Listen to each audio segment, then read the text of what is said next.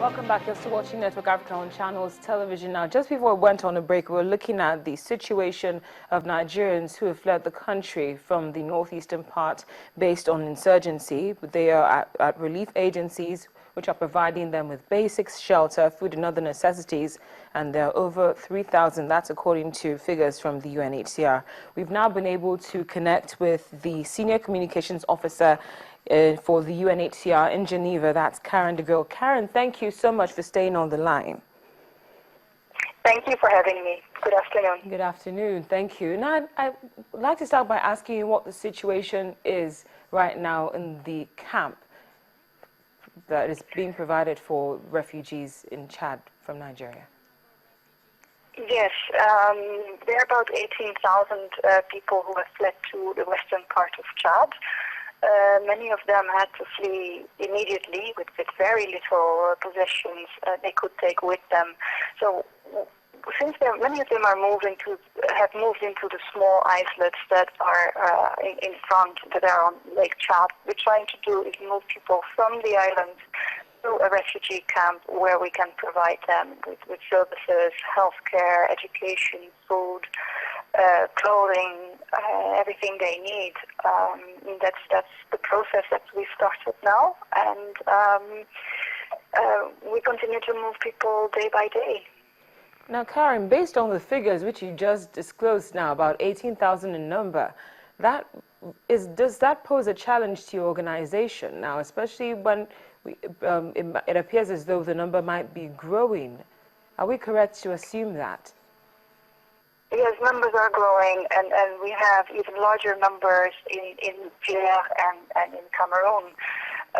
So definitely the numbers are a challenge, but more than anything, it's the volatile situation in some of these regions where the refugees are. Some of them are staying in villages where there's very little infrastructure, so it's very difficult for these villages to properly help these people. But there's also the security situation, which in many areas is complicated and difficult. So that's why, even though a refugee camp is usually not the best place for people to be for safety reasons, we're really obliged to move people as quickly as we can. So are you receiving any collaborative help from other organizations in order to address the growing number of refugees now? Yes, of course.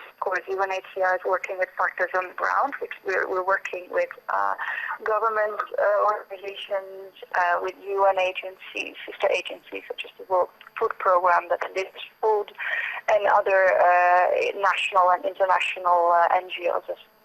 Well, Karin, thank you so much for your time. Thank you for giving us more information about the situation in Chad concerning Nigerian refugees. We really appreciate your time. Thank you. Thank you very much. Bye. Bye. Well, that was Karin De Guui, the Senior Communications Officer in Geneva for the UNHCR, giving us information. Now, we're going to be looking at the psychological impact concerning the insurgency or security, basically. Now, one of the effects of living in a country in which security is threatened is that one's guard understandably goes up and everyone around starts to look suspicious, and sometimes situations escalate so badly that people end up taking the laws into their own hands.